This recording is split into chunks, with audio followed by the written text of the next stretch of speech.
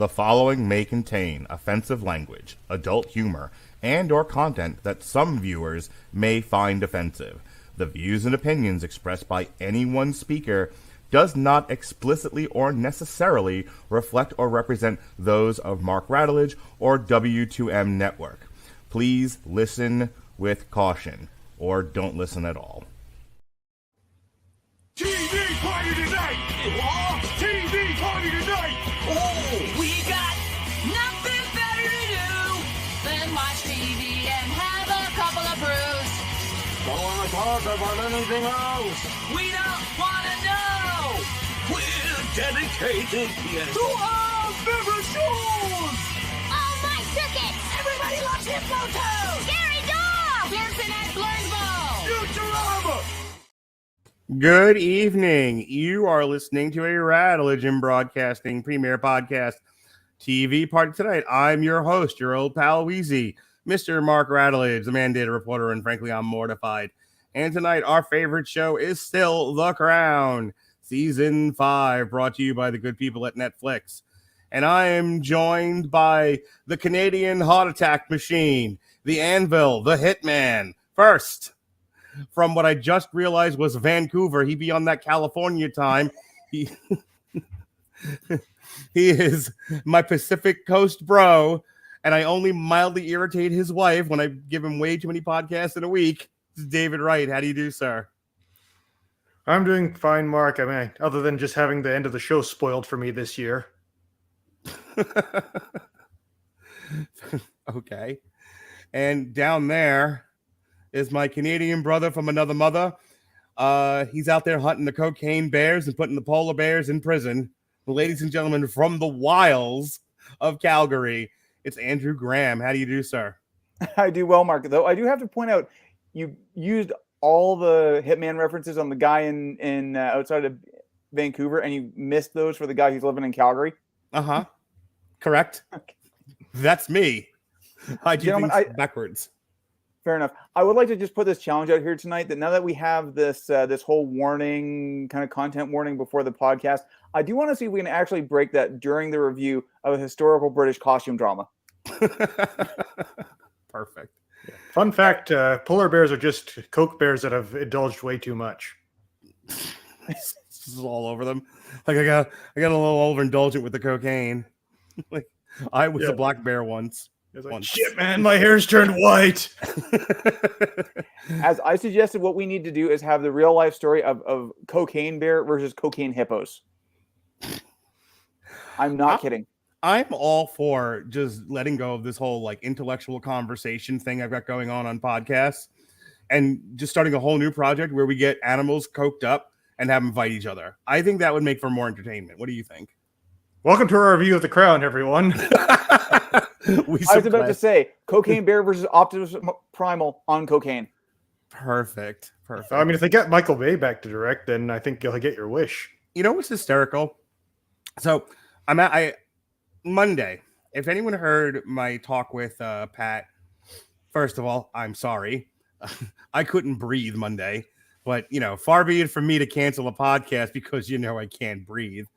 I've been fighting bronchitis since over a week now. And so Wednesday, I finally went to the doctor.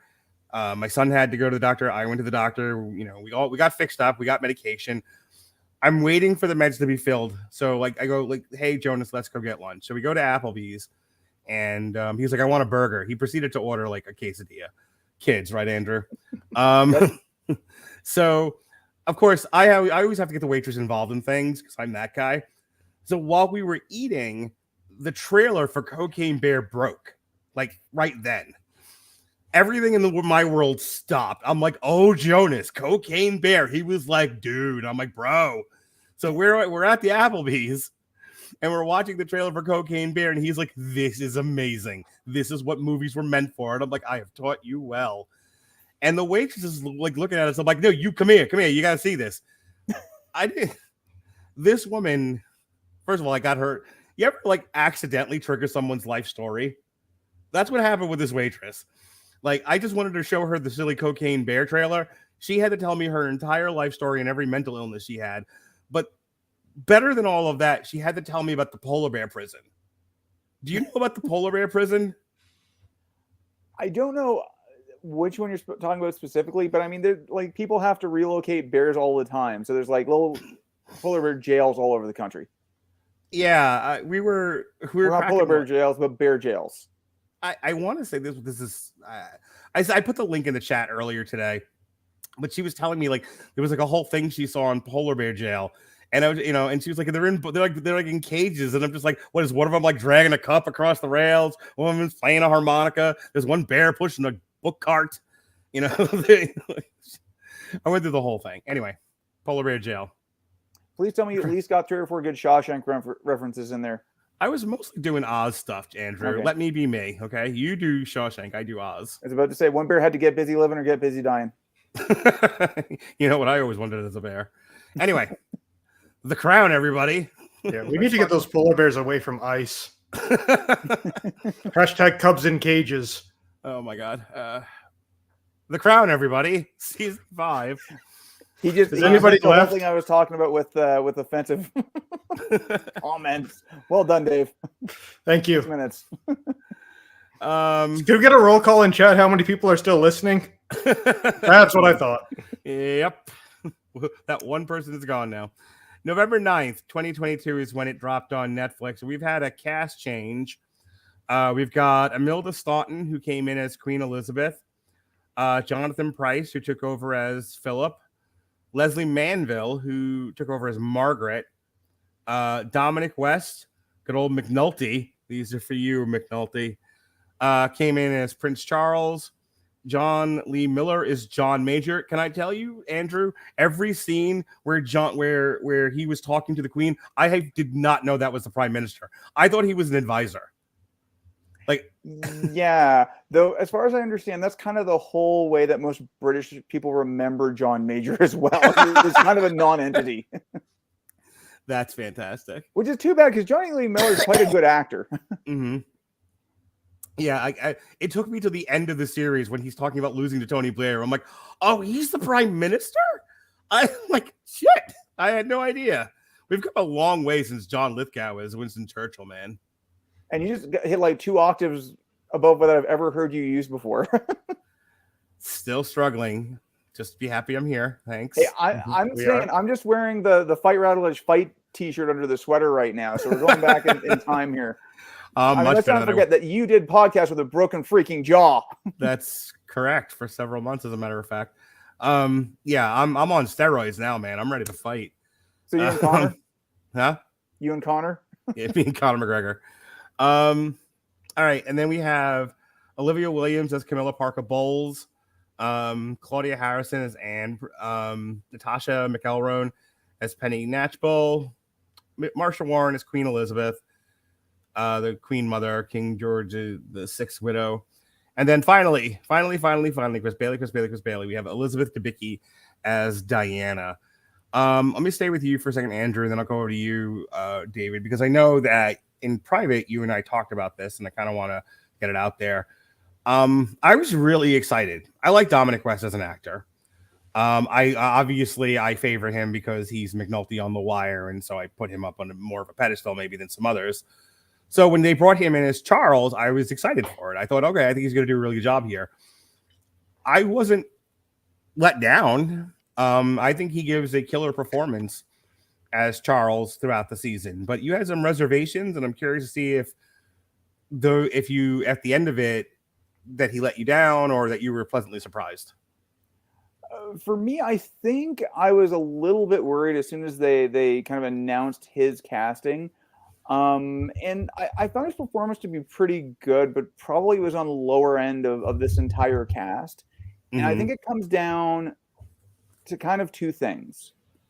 One is straight up looks. I mean, Dominic West is a much better looking man than Charles is. I'm sorry, Your Majesty, but it's true. And then the second thing is that in terms of mannerisms, Dominic West is very much a leading man. He's very charming. He's got a lot of charisma. He's got a lot of expression. And I think when you look at Charles and when you look at his mannerisms, he's very even-faced. He's very even-tempered. There's generally not his expressions go from 1 to 4 and not 1 to 10. Okay. And I'd say in a lot of times he was moving a little bit too far from that. And I think even in a lot of cases, there were just scenes where he was standing up a little bit too straight. Like, I mean, in real life, Charles has a little bit of kind of a stooped posture and things like that. So I think some of those aspects were a little bit too much for him when you compare him to like, I think it was Josh O'Connor who played him last season. Okay. David, same to you. What did you think of Dominic West as Charles? I didn't really have any issues. I'm not really an avid royal watcher. I kind of pick up most things through osmosis, so I can't really get into the details of how good a performance they did as that character. Okay. I think for me, I know almost nothing about the Royals. As we've discussed at every season that we talk about The Crown, I kind of learned from Andrew. When we've had his wife on the show, I've kind of learned from her. And so I tend to pepper them with more questions. For me, I'm watching this as purely entertainment because I don't know anything. And I thought that Dominic West, the major thing he had to deal with was wrestle with agony. The agony of his marriage breaking up. The agony of this character in this drama feeling like he doesn't know what his place should be. He has ideas, as we've talked about before, but nobody cares. They don't want ideas from him. The people don't want ideas from him. They want him to, stand there and look pretty. This is all stuff we talked about before. And now he's not a young man. Now he's not he's not this man in his 20s or 30s. He's much older. He has to live with this longer, and the weight has to look like it's hurting his shoulders. So between the stuff with Diana and him still struggling with his role in the monarchy, and him wanting so bad to modernize things and just being met with resistance everywhere he turns, and still even the disappointment that he has with his father, disappointing his father at every turn. I think Dominic West did a really, really good job. And we'll go one more around the horn with this, and then we'll move on. I think Dominic West did a good job, whether he looked the part or not, of portraying that on screen. I was there with him through those struggles. We'll talk a little bit more about this when we talk about Charles and Diana themselves, but I actually felt very sympathetic towards Charles. And part of the reason why is because of his portrayal on screen of that character. He drew sympathy from me by his performance, Andrew. And I would agree with that. I think in terms of portraying, and maybe I was latching on a little bit too much to the simulacrum of portraying this particular figure. But I think in terms of his performance and the journey he took you on and things like that, I would definitely agree with you that I think he got that across. Mm-hmm. David, you don't have to comment on that further if you're just like, ugh, I have nothing more to add to this. So if you do, that's great, add to it. But otherwise, what do you think of Imelda Staunton as Queen Elizabeth? I have a hard time not seeing the Harry Potter villain when I look at her. Yeah, or her character in Downton Abbey. Yeah, that too. I mean, that's the thing about British actors; they're kind of in so many things that you kind of just see all the characters. It's like it wasn't Prince Philip the 14th Doctor in the first season. Comment section telling me I got the wrong Doctor number, but sorry guys. I don't think he was ever a Doctor. Matt Smith. Oh no, Matt Smith was yeah. That's wasn't he the Doctor? Yes, the Doctor. Of many of the Doctors, but anyway, I digress. But yeah, I mean, as usual, talking about the show. Big disclaimer: I'm talking about the characters presented in the show, not the actual real life people on which they were based. So just put that in front of everything I say from here on out. But yeah, I think you did a pretty good job of when there were some good moments this season where Charles got to actually be somewhat sympathetic. I think they still have this show does not like Charles, doesn't like him at all. But there was at least sort of one episode for one moment where you kind of got like, yeah, you go Charles, where the rest of the time I found it was mostly, yeah, him and Diana, which we'll get to when we talk about him and Diana. But even sort of the way he talks to the other members of the royal family about his positions, like, oh, I have all these ideas and I have a voice. It's like, no, your job is not to have a voice. Your job is to play the role and keep the empire or keep the nation together. That's the job. And that's sort of him rubbing up against that. And he does kind of come off as somewhat selfish during those times. I don't know. Go ahead, Andrew. But I don't know if I agree that the show hates him. I think I agreed with that in the last couple of seasons. I don't know if I agree with it this season. Go ahead, Andrew. I would kind of Mark, I'm with you on that one. I think it's much more sympathetic to Charles in this season. Yeah. I think some of those threads were really laid down in the last couple of seasons with where he was in terms of the position he was stuck in and things like that. And I think this is also kind of a hard discussion to have without necessarily getting into the whole him and Diana thing, because I think the show also markedly changed how they portrayed Diana in some ways. And we're going to get there. We're going to get there. Yeah. But let's keep on cast. Yeah. So I asked you about the Queen. Okay, yeah, sorry. Actually, when I first found out the actress, I thought, well, how is this going to work? Not to say she's a bad actress; she's a very good actress. But again, like, can I divorce her from the other roles I've seen her in and see her as the Queen? And but I think pretty much past the first episode, she basically did slip into the role quite a bit, and I thought she did a pretty good job of portraying Queen Elizabeth in this sort of era of her life. I think Imelda Staunton does a great job standing there and looking like she's not going to blow up. Sorry. Yeah. I think my problem is, and I'll pitch this over to you, Andrew. My big problem with, and I want to stay on cast and performance, but it's hard to without talking a little bit about character. Mm-hmm. We're in season 5 of this show called The Crown, and so much of it is about this Queen Elizabeth story. She was so young. She saw so much. But this now feels less about her. Yeah. This is now becoming the Charles Diana show, and she's like a background player in her own story. Yeah, this is the least Queen Elizabeth we've gotten in this show. Yeah. I think Imelda Staunton did a great job of not being particularly interesting. I don't know if I'd agree with that last line. I think she did a really good job in terms of both. I think in terms of getting across one, the characterism, because the kind of the character, because I mean, this is also, it was, and I'll talk a little bit about this. So I think, watching this with my wife, the two things that she was bringing up was one, she was having a hard time divorcing her from whatever the name of that character is in Harry Potter. Not so much the character in that, because she's a huge Harry Potter fan. I'm not. I'd say the other thing was that also, and this was brought up, this is the Queen basically all three of us know. Like, this is the one that we would have seen the most on TV. Right. This is the one that we were the most familiar with. And obviously it's a little different having the actual Queen Elizabeth pass this year. So it's a little bit different in terms of, I think there's a little bit of, outside influence creeping in here, but I think she does a great job of portraying, kind of the character from just kind of an imitation point of view. I think she did, a great job of showing that she is still a resilient and steadfast, but also battered monarch.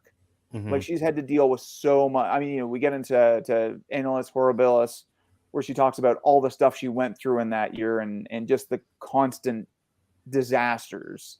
Right. But I agree with you from a structural point of view that this definitely was much more the Charles and Diana show, and I think that's probably a criticism of this season. And there's a couple of things I maybe would have changed the structure of, and maybe we can talk about that a little bit later. But let's keep on cast for right now.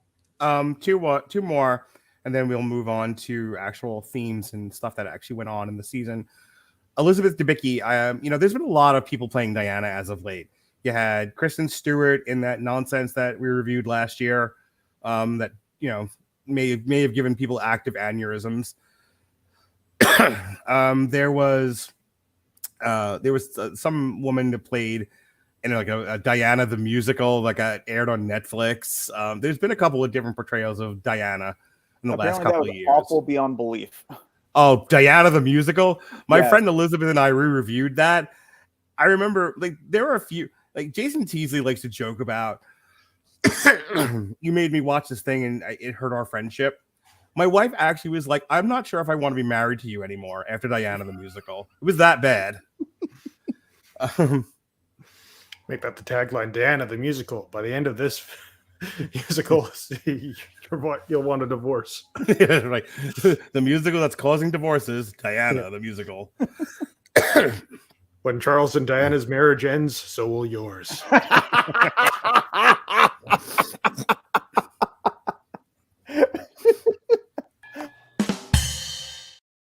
Mark, put that on whenever you distribute that on any social media. Put that as the Done. tagline. Well, my job here is done. Good night, everybody. Plugs. I thought Elizabeth Debicki played a really. I don't know Diana's mannerisms. I've only seen, I only know what I've seen on television, seen in movies or whatnot. But Elizabeth Debicki, I think, without knowing anything else, just kind of watching her performance. There's a lot of breathiness. There's a lot of doing things with the head. I mean, I think she's giving good physical and verbal performance. I don't think there's anything about this that's, I'm just reading lines. I think Elizabeth Debicki studied her mannerisms. I think there was great direction there. And I really think that even without knowing Diana, maybe so that I'm speaking from a place of ignorance, but it feels like she got lost in the character and I got lost in her performance. Like I never once questioned. I looked at Imelda Staunton and I knew I was watching Imelda Staunton playing the Queen. I would watch Dominic West as Charles, and I knew I was watching McNulty. And I kept wanting to go, these are for you, McNulty. I very much knew I was watching Dominic West play Charles. Like, he did a good job, but I know that's still Dominic West. I forgot that's Elizabeth Debicki. That's how good I think she is, Andrew. She was really good in this season. I mean, again, we got to talk about kind of the ways they've written the character.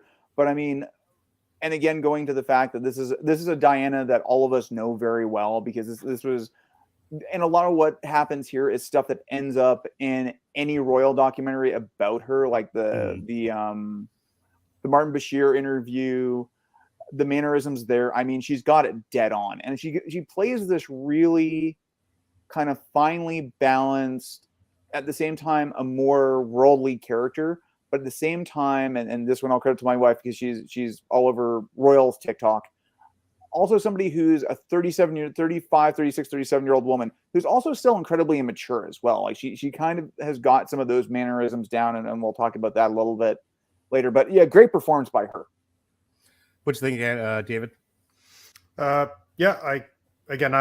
I too I'm not all up on the events of Diana. I mean, it's funny, as Andrew mentioned, like this is sort of the era that me and him were growing up in, and this is sort of the royals that were happening at the same time.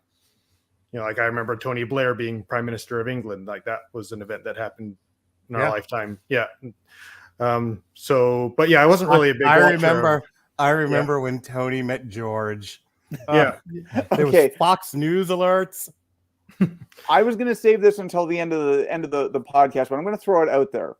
So season 6, last season, we're going to get into like 2000, into the 2000s. We're going to deal with 9/11. We're going to deal with the Iraq War. So I have 2 questions.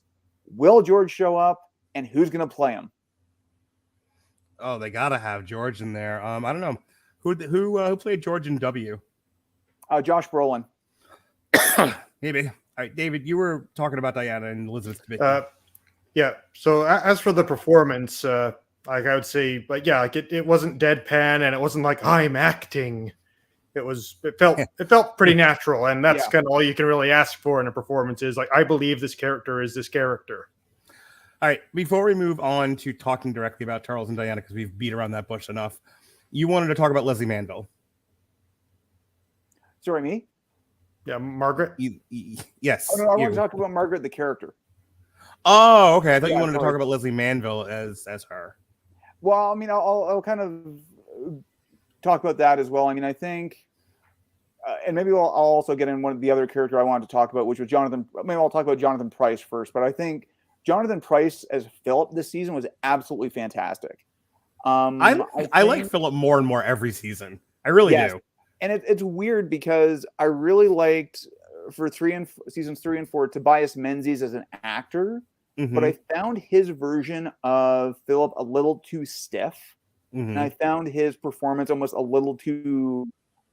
It was almost like he was forcing the words out at times, and he's not generally that kind of actor.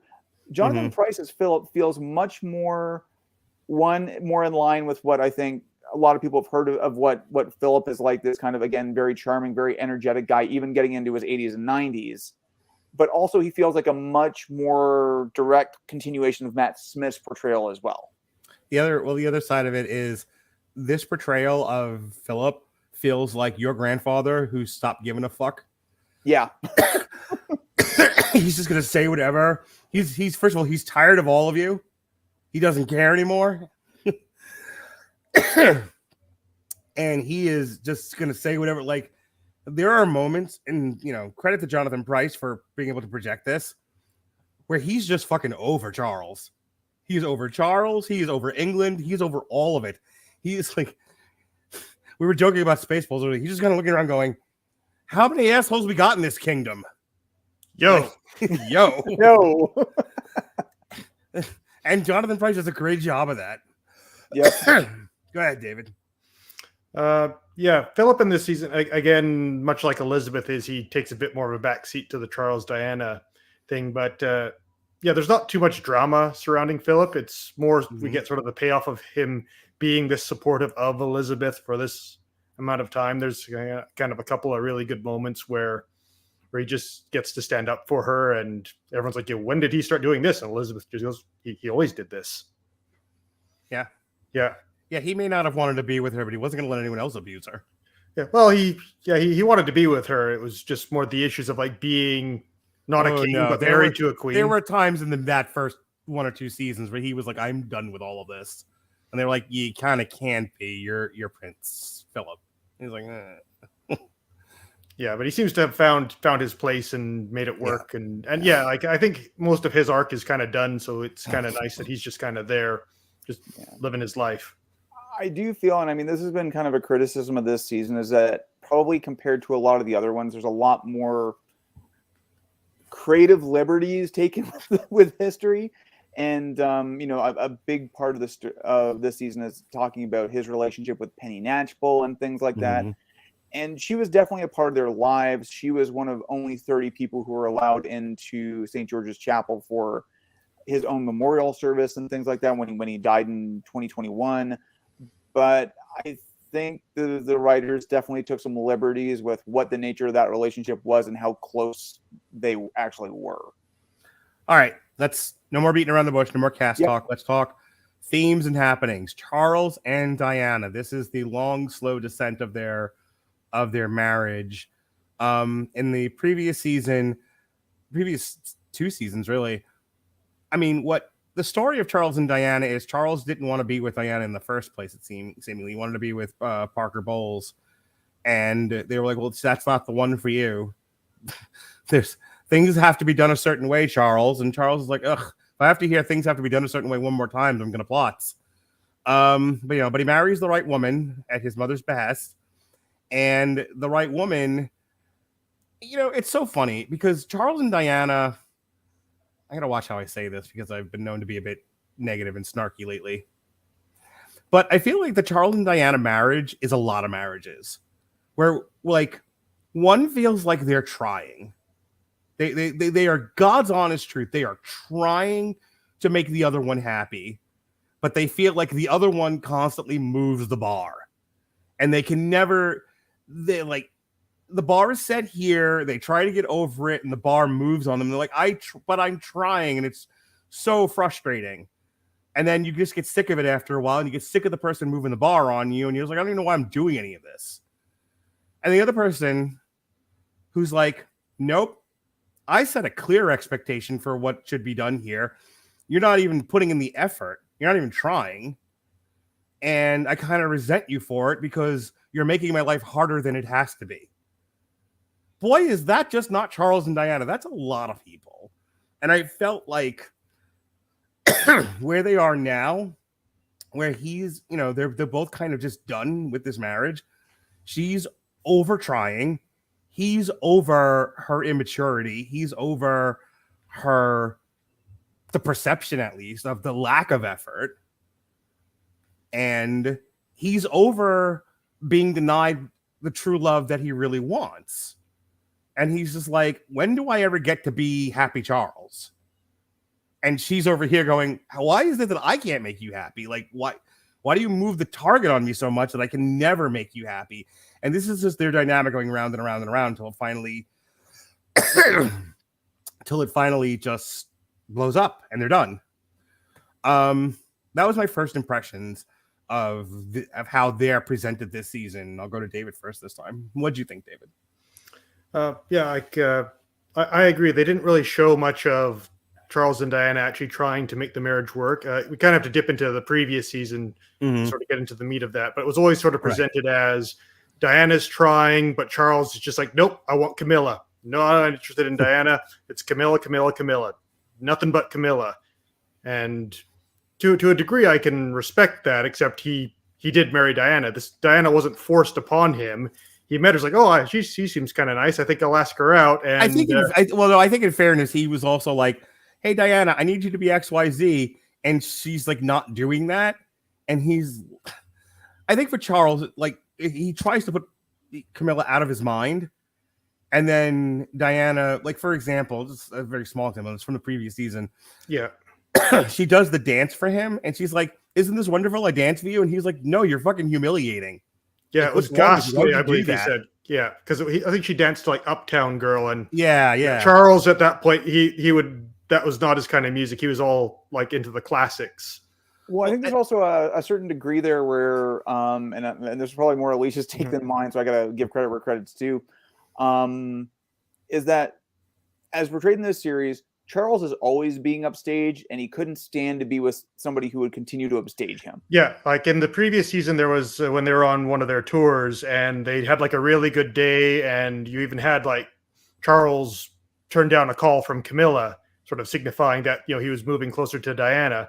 Then the next day he sees all the newspapers and it's just, Diana, the people's princess. And he's like, damn it, they're supposed to be talking about me. I'm the future king of England. Me. And then he just runs straight back to Camilla. And, that's that. He comes off, even again in this season, is a bit petty in that way. In that, I'm the future king of England. That's the only thing that's important about me. And that's what everyone should be thinking about. And, that's all that matters. Can you not suck all the life and all the air out of the room, Diana, just fucking once? Can you not be the center of attention? She's like, I'm just here existing. Yeah, that's kind of how Diana is portrayed. Like, I don't know if there was she was trying or anything, but it was just like, she just seemed to be, she was a very naturally popular person. Like she just knew how to act in public to get people on her side. Whereas Charles, like even when like I listened to like interviews with him, like when they did like a royal tour of Canada, he is just so boorish. He is just like, wallpaper. He's as exciting as wallpaper, whereas Diana comes as very warm and caring and like, it's like, I'm sorry, dude, but just, you're not that interesting of a person.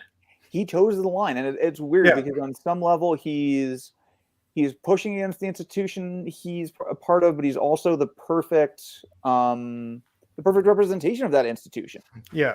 Because he comes off as and there's nothing more no identity, anything like that, I think. Right. And there's nothing more frustrating than feel like you're doing the right thing all the time.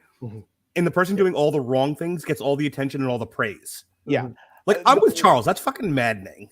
There's a great line from the West Wing talking about vice presidents, and I think it was the vice president who said this. It's like, my only job at this point is to have a pulse.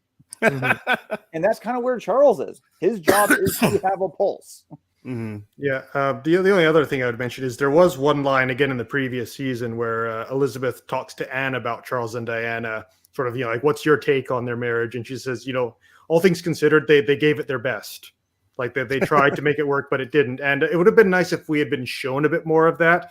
because it pretty much came off as like right since the wedding ended, it was just all Charles is like, nope, Diana, I do not care at all about you. I just want to be with Camilla all the time. And I think the show comes off as very Charles is always being the selfish, childish, and unreasonable one. And then here's poor, radiant Diana, the people's princess.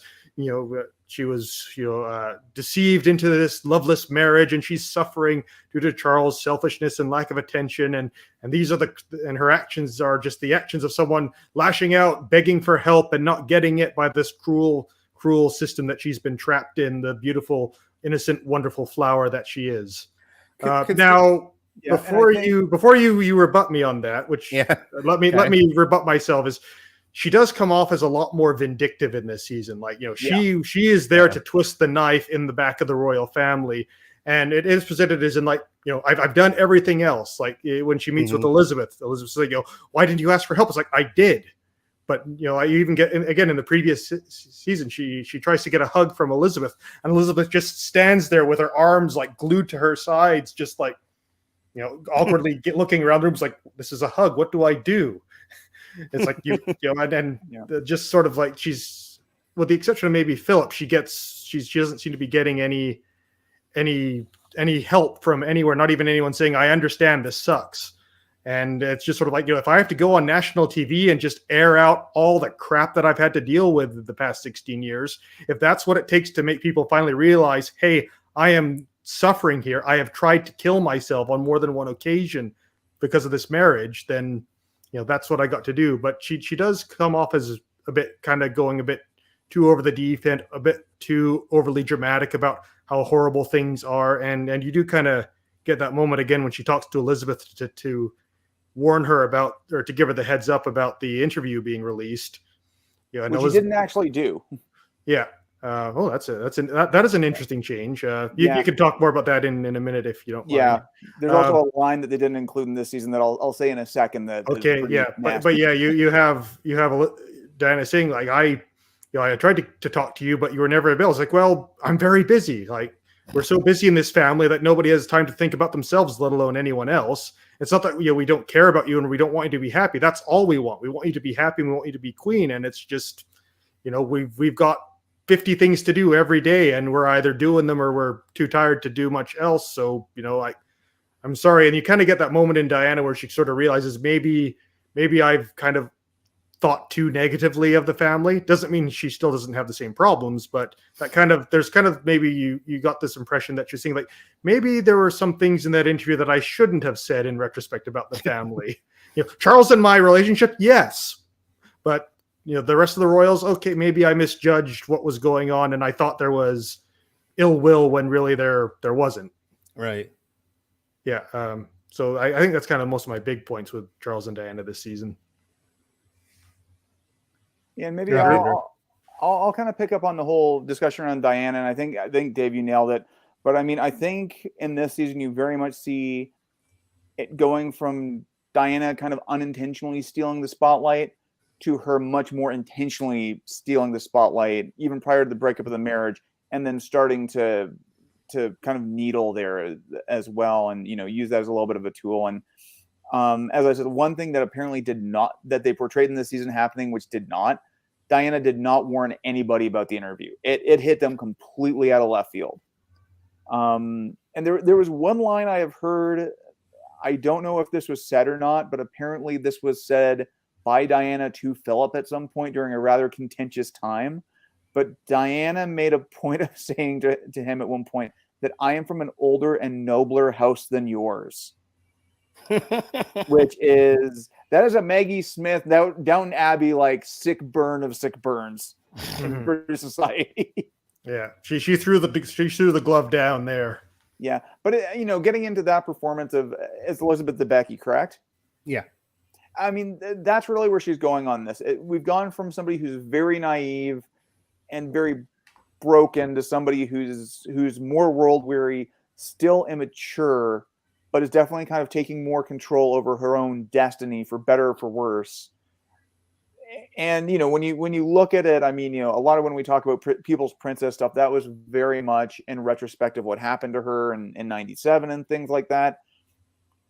And and that narrative around what Diana actually was has definitely shifted back and forth. But I think this season, was probably more realistic around her. I think they were still also being charitable in places.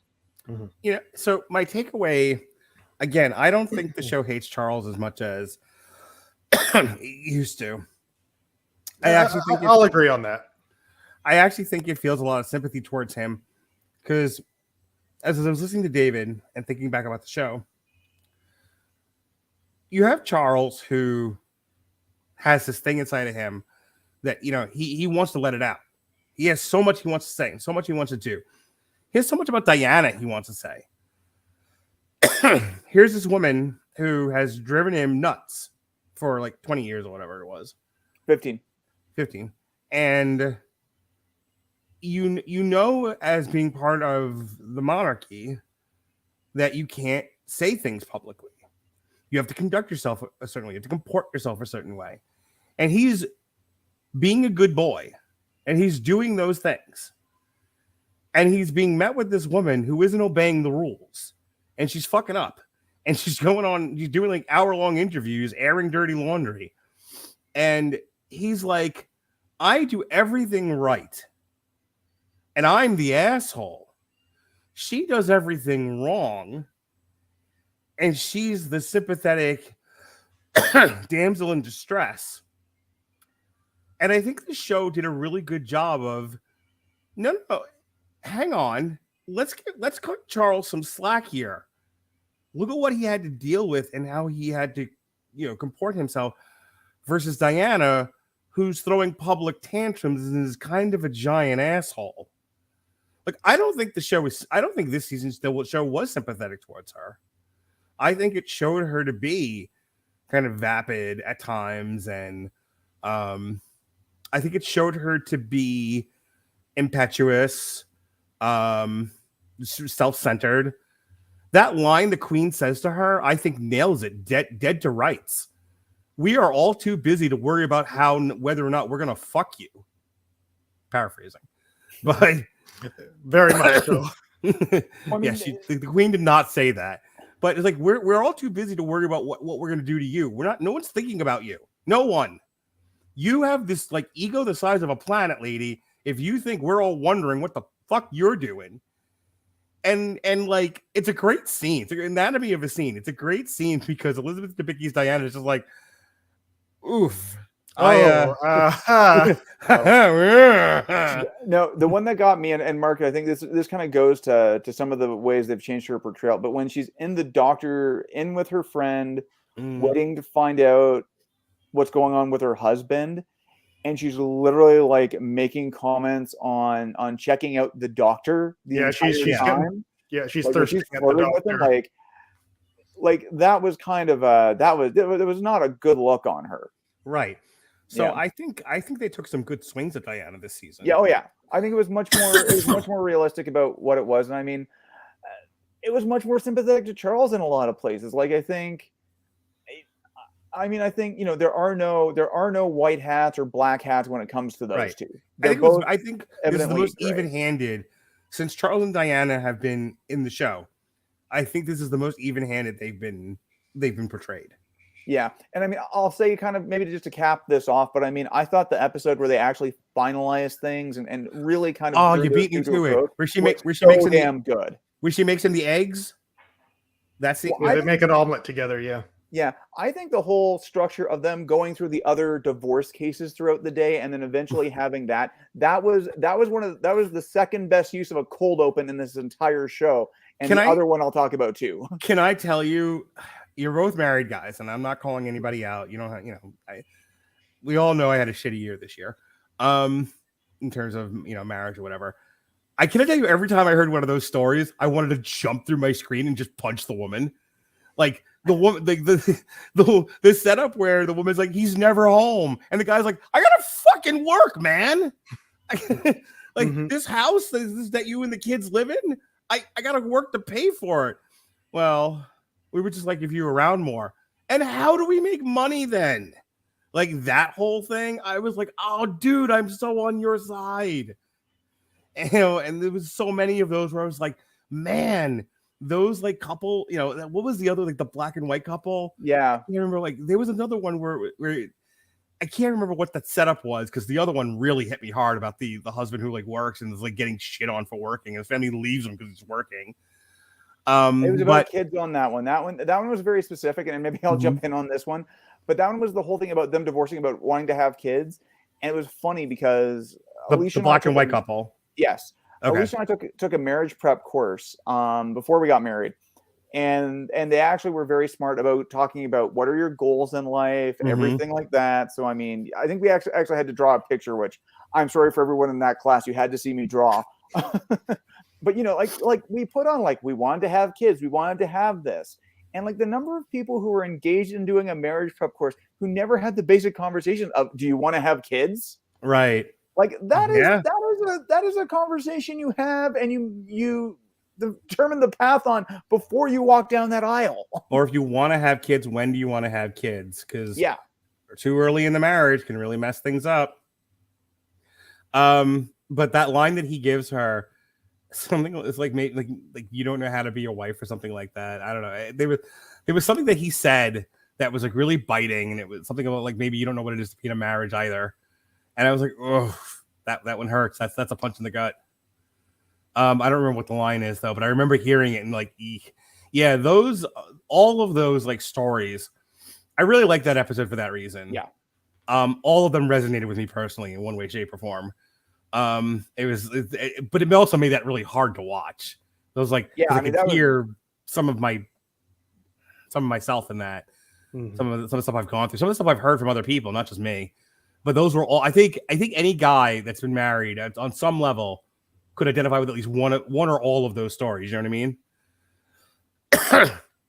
And then and so you get to Charles and Diana, and just to wrap this up, we can move this on. First of all, I really love the sitting and eating the eggs. Yep. And and as far as like, again, anatomy of a scene, them coming closer and bonding and then breaking out again, and then by the end of it, Charles was like, fuck you and these eggs. It's like, all right, that's drama, man. That's what I watch the show for. I mean, it's good old, how do you tell insanity is the same, doing the same thing over and over again, expecting a different result. But I think if you take away the monarchy, if you take away the crown, and you just look at Diana and Charles's people, I think a lot of married couples could see themselves in Charles and Diana. I don't think their story is abnormal at all. I think a lot of people can identify with one or both of those people and what they went through and why they split. I didn't know any of it, so for me, I was like, wow, this is like a deeply resonant story with me. This is going to stay with me for a while. I don't know if you guys wanted to comment on that any further, or we'll move on to the last thing that we said we were going to talk about.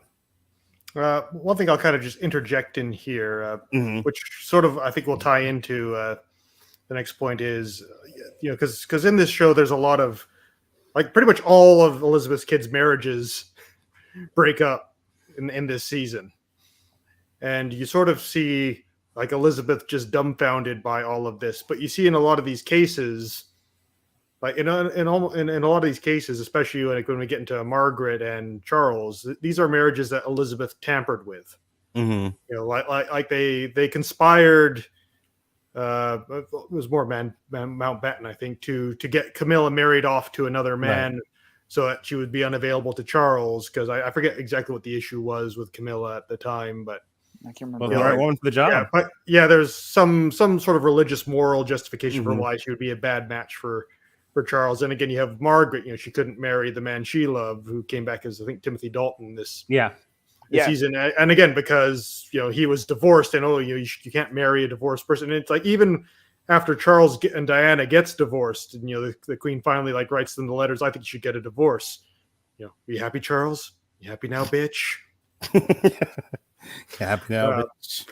Yeah, that was for you, Mark. And Charles goes on a holiday with Camilla, and Elizabeth's like, you're still continuing your affair with Camilla. It's like, what affair? I'm not married. No, but you're divorced and your ex-wife is still alive. And it's like, What do you want? For crying out loud, Mom! I made my wife's life a living hell for 16 years because I wanted to be with Camilla. She has permanent mental health problems. Just let me be with the woman I want to be with, for crying out loud. Yeah, it's like if you don't feel any sympathy towards Charles, you might be a robot. Yeah. But we do kind of see how sort of like those sort of values that Elizabeth had, because it sort of it is implied in the show that she is a very religious person, and she just has that sort of classical view on, you don't divorce, you make your marriage work no matter what. And we even saw that in, I think it was first season with her and Philip, when he was fooling around, and she just gets him in a room, sits him down, it's like, all right, what do you need to make this work? How do we do this? And they were able to get that out. And you even have, Margaret often throws it in Elizabeth's face. You got to marry the man you wanted to marry, and your parents were not okay with you marrying Philip, but you held out and you made up enough noise until you got him. You have not given any other person in your life that same deal, and look what's happened. Anne's marriage fell apart, Andrew's marriage fell apart, but then again, we're talking Andrew here, so yeah. Credit to the actor they got to play. That was one creepy guy, but yeah, and again, you see again with Charles and Diana. So Elizabeth is sort of having to deal with the chickens coming home to roost in this season for sort of those decisions. Last thing I want to talk about before we close out for the night, and then Andrew, if tack on your thing. Actually, can I jump in on this one right now? Oh yeah, sure. Go ahead. Because Dave kind of touched on it, and I'll just pick up on it. But actually, with Annus Horribus, I'm probably pronouncing that wrong. I'm sorry, all remaining Latin speakers. But the whole storyline as part of that episode around Margaret reconnecting with Townsend and then having her follow-up conversation with Elizabeth is among my favorite stuff in this series. Because I think that was such when you go back to, and maybe this is because I wasn't really familiar with this story, but when you go back to the season 1 and you talk about how much of that season was made up around the relationship between Elizabeth and Margaret, about Townsend and about all of that, and then kind of bringing this back to kind of close that story off, I thought was absolutely brilliant. I think Imelda Staunton did a great job in there. I think Lesley Manville, the whole season, did a great job playing Margaret, and I think she excelled in that episode. And I thought it was really just very well done. I mean, there's an argument to be made that you can end this series in 2002 when Margaret dies because she's that much of a character in it. So, I just wanted to point that one out as being a significantly kind of excellent piece of work in this entire series. The modernization of the monarchy, I think there's a big theme of this season. It's the 2000s, and you have Charles being this voice of change, reconciliation, revolution. There's an internal question in the country: do we or don't we monarchy? What monarchy? What is it good for? Absolutely nothing. It's funny. Dave and I talked about this a little bit on the Downton Abbey on trial that we did earlier in the year, and I cut that out as a TikTok, and it was one of my more popular TikToks because apparently, like, the question of do we or don't we monarchy, there are people just like, no, this is the thing we should keep around. Like, people are very invested in this, and they were very invested in our conversation about it, and we got a lot of compliments because that conversation was very much pro no, keep it. It serves the purpose of unifying the people behind something. It's a flag, essentially. It is a living flag, right? And people were like, "Yeah, that's exactly why," and that's the way we likes it. So so there's that, and then you have the voice of the Queen and the voice of Philip to a lesser extent, like tradition. We have to keep things a certain way. It's been this way all along. It should be this way forever. And they're at loggerheads. And so I thought the show did a good job of, we talk about this with other TV parties, that a show takes a perspective, and sometimes it's a real hardline perspective. It is one thing. This is how that show feels about this thing. You want you to feel that way too. And it is very much trying to get you on their side. And Robert and I have talked about that's not really the most maybe effective use of television, as a tool for lobbying. A more better way of doing it is the way the show did it this season, which is Here's Charles's argument. Here's the Queen's argument. Here's the people kind of in conflict with itself. You as the viewer deal with that as you will. But that's all the pieces. We're not really taking a side here. We're trying to give everybody equal say. And I thought that came across really, really well. And as a sort of a thematic, symbolic way of portraying it, the very last episode deals with decommissioning the royal yacht. Mm-hmm. And on the one hand, it's like the argument basically is this thing costs a lot of money. It doesn't really serve any purpose anymore. It's the 2000s. We don't need to be fucking sailing you people. You take planes like normal people where you want to go. But tradition, it's boat's been with us for, since the age of exploration. Columbus sailed on it. Like, why are we giving this? Why are we giving away our traditions, to build a car park, as Eddie Izzard once said. So I just thought they did a really good job of putting that out there and letting you as the viewer sort of think about it and be like, well, what do I think about this? Do I think about this? That sort of thing. So what's your take, Andrew? I mean, I think that's also been kind of one of the overall kind of arcing themes of the entire series. Mm-hmm. I mean, even from minute one, it was talking about the modernization of the monarchy, and when you think about it at that time, when you think about it, as her becoming queen at 26, you think of course, this is an opportunity to become more modern, and now we're 40 years on, and what does that start to look like? Now, again, commenting on some of this, there's a little bit of liberties they took with this. The whole first episode with the poll in the newspaper and things like that never happened. So they kind of use it as a bit of a dramatic one. I do like the entire conversation around, talking about using kind of the yacht as a little bit of a metaphor for the monarchy. This is when they were having a lot of conversations, including during, talking about Windsor Castle and how much does the royal family start to pay? Because they're both, it's unique because they're both tremendously taxpayer funded, but they also have an enormous amount of personal wealth that would, even if they were removed as heads of state tomorrow, would still have. Mm-hmm. There's a whole question around that. And I mean, obviously, perceptions. And I mean, I think there's also in this season, you're talking a lot about the world around them and how it shifted. So things like, the tell-all books, the interviews, the tapped phone lines. Mm-hmm. I'm kind of wondering next season if they're going to deal with some of Harry's shenanigans when he was a little bit younger, particularly the Vegas and the armband and stuff like that.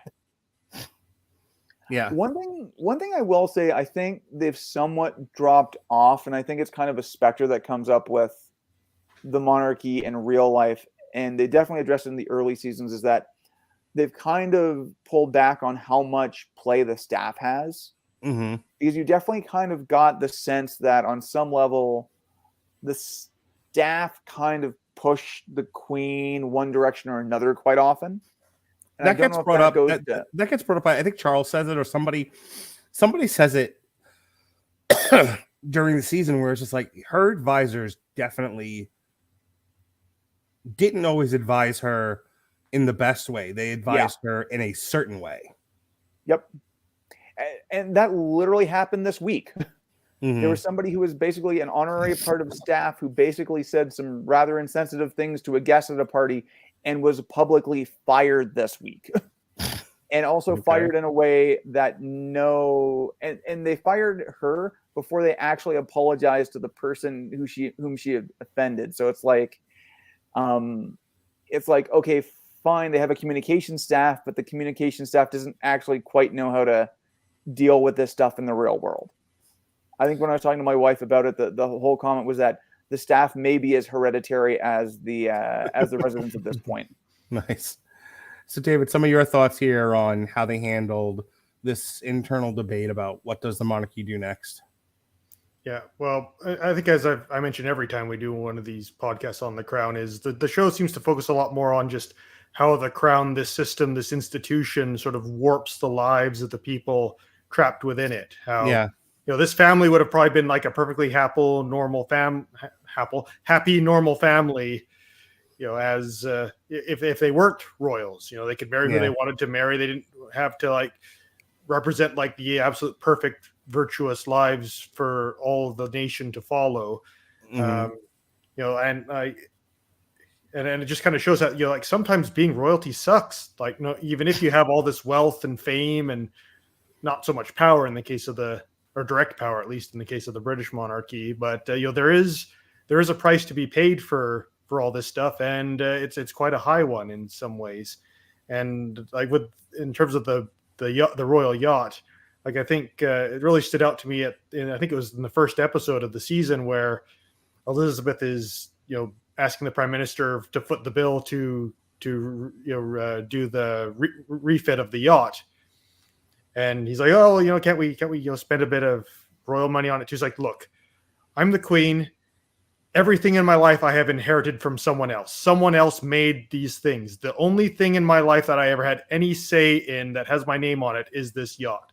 I've done everything this country has asked of me without any complaint, in the hopes that someday I might make one request and people would do it without question.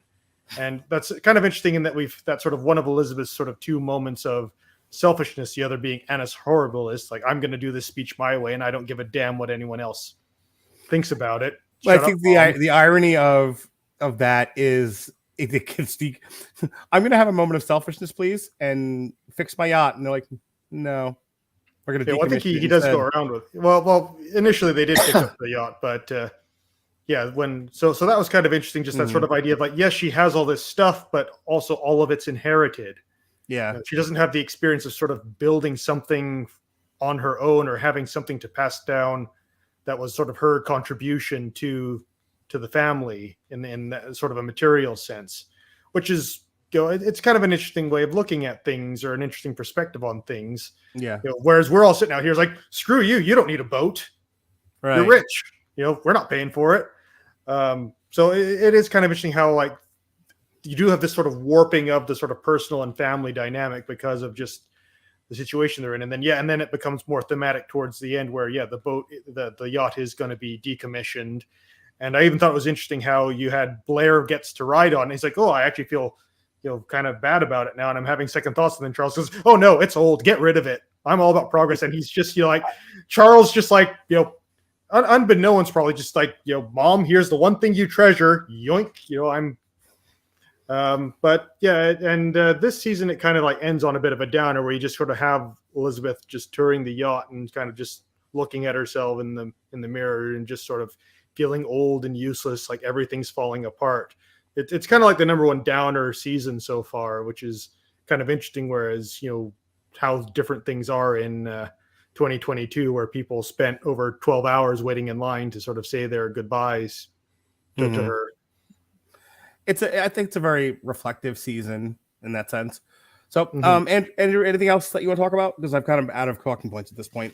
I think I have to call out probably two or three things really quick. A couple of quick moments I just loved, and one of them was actually from the last season. And that was just one of those standby kind of cliches at this point, where you have Charles on the plane and he's in business class, and then I think some of the government guys are flying first class, and he's literally doing the thing where he's looking around the corner trying to see what they're doing, and then the stewardess comes over and closes the curtain. How often does that happen in a movie at this point? I just kind of love that. Okay. I have to call out just some of the production staff decided to wake up and choose violence when they decided to do the cold open for the Apimatov house episode. Oh my God, yeah. That was one of the most goddamn brutal juxtapositions I have ever seen. Alicia left the room because she could not watch that. And I watched it and it's like, you're glad you didn't watch that because that was brutal. That was rough, man. That is right up there with what Band of Brothers. That was worse than Band of Brothers. Yeah. That might give the Pacific a run in a few cases, but we'll get to that when we get to the Pacific.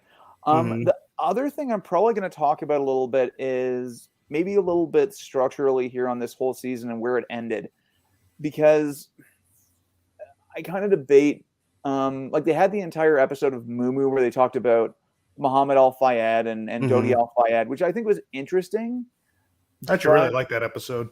Yeah, it was really interesting, and there's some neat stuff, and I had no idea they were involved with Chariots of Fire, but Yeah. Oh, I was watching that scene. It's like, oh, it's like they're ripping off Chariots of Fire here, and then it zooms back. It's like, oh, they're filming Chariots of Fire.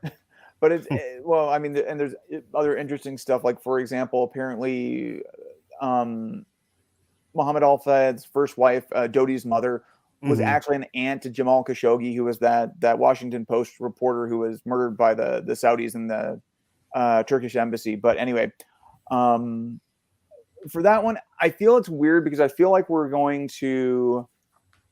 ending the series basically in about July 1997. And Diana dies in August of 97. So that's obviously going to happen in next season. The last season, we're going to spend at least 2 episodes on that. From like a grand structural point of view, it would have made sense to maybe not have Mumu as an episode, do a little bit shorter, kind of work in some biographical points before that, end this season on Diana's passing and just totally wrap that up so you can kind of move forward a little bit more freely into season 6. I mean, we have to see what season 6 does, but I feel like we're still going to be talking about Diana for 2 or 3 more episodes at least in season 6. Yeah. David, anything else? I think I kind of got all of my thoughts out, but yeah, we'll see where they go with the next season. And I can kind of understand them wanting to push Diana's death to the next season because they want to focus more on the end of the marriage, thematically more. But also, yeah, I mean, I don't know, maybe Diana's death is probably going to be like a series finale kind of a thing. Well, they did a whole movie on it. Oh no, they're gonna apparently that one's gonna be like first episode. Oh really? Okay. Yeah. Well, either way. Yeah, but they could certainly like extend the show if they wanted to. I don't think there's any hard rule that says you can't do another couple of seasons. Though I do kind of think that the dangers of kind of getting a bit too current events, like sort of ending with Elizabeth's death, would be, we're still living this history and still sorting out what exactly is going on. Yeah, I think it's kind of a bit too soon to really start dramatizing current events. They said 6 seasons. These eras of the Queen's life. I'm good with it ending next season. Like, I'm fine with it. So that brings me to the question then: where are they going to end? And I think there's 3 ways they could go with it. I think they go, and maybe I'll go most recent to least. They go passing with the Queen, passing of Philip, or I kind of get this weird feeling maybe Will and Kate's marriage. I was going to go Will and Kate's marriage. To be honest with you, because I think maybe that's the way you end it. And then you also bypass having to get into Harry and Meghan, which is not flattering to them right now. And ironically, they're actually going to be doing a 6-part docuseries on them on Netflix next year. So yeah, big conflict of interest there. And I don't think the dust has settled in that part of the story yet. So I think, like I said, it's too soon to tell that story because we're not exactly sure what the real story is going to be at this point. All right, well, that then wraps up our review of The Crown Season 5. I continue to enjoy this show. I continue to enjoy talking about it. So Monday, Alexis is going to be hosting a review of Andor. It's the best Star Wars show no one watched. So we'll see how that goes. Yeah, I have thoughts that I need to get out there, but we'll save that for the show. It was bloody fantastic. Hey, listen, the drinker likes it. That's all I care about. But the drinker did like it. Wow, So, I didn't know Robert joined us. Let me tell you the history of why everything is bad. No. Speaking of which, Tuesday, I will be back on Damien. I missed Damien Hollywood this week because of illness and because of the projector failed and I couldn't see half the movie. So I was not on Strange World, but Zachary Strobel, Alexis Hana, and Robert had it well in hand. I think they talked almost 2 hours, so I'm sure it's a good show. I haven't listened to it yet. But I will be back this Tuesday for Violent Night with David Harbour. And then on Thursday, we have our second episode of the Whiskey Rebellion. We're going to talk Christmas stuff. I haven't decided what kind of Christmas stuff yet, but it's December. I got to do something Christmassy. And then for all you polyamorous men out there, I have some personal advice for you that I'm going to share, and we'll do that on that show. Some of my experiences from this year. And the reason why is because I've actually had 2 or 3 different guys reach out to me. They were like, "Hey, I heard you've been doing this for a while. You got any advice for me?" I'm like, "Yeah, don't do it." No, if you're gonna do it though, here's some mistakes that I've made that maybe you shouldn't do, and here's some things I could have done better. So, And Jeff apparently is ethically non-monogamous, so he'll have opinions, I'm sure. Opinions that'll make me have to put up yet another disclaimer. But that's why we bring Jeff on. So that'll be fun. And then Jesse will have a segment of his own. So that's the Whiskey Rebellion. This past week, the history of boxing came back, and when I could breathe, we talked about Andrew Galata versus Riddick Bowe, the Great Dick Punch of 1996. For the rest, I'm literally going on and adding that to my queue right now. Okay, it's a good show when I don't have to talk, and have to try to find breath to talk. All right, so that's it. That's here. That's the Radulich and Broadcasting Network. David, you're going to be on the Andor show, right? Yep. And then you're going to be on Avatar, yes? Yes. Is that all for that's you? everything. I think that's everything for me for the rest of the year, unless something pops up to my surprise. And then, Andrew, you're out until Generation Kill. Is that right? Yes. And that's, January 19th. So, yeah, we're wrapping up The Wire this month. And then before Treme, there's one season of Generation Kill from the corner to the deuce. And Andrew's, that's just mine and Jesse's thing that Andrew's going to, insert himself into and make it a throuple. So, You had to make it weird, Mark. You had to make it weird. Though, yeah, at least to say, the number of bad jokes along that line in Generation Kill will just be that podcast. You're gonna have to like triple the warning on that one. Perfect. That's what I like to do. Triple things. So, all right. So Andrew Andrew, that one. So yes, Andrew will be joining us to talk Generation Kill in January. So that's it. That's all for me. Thanks. I'm driving for the Great Canadian Brothers, Andrew Graham and David Wright. I'm Mark Radulich. Be well, be safe, and behave.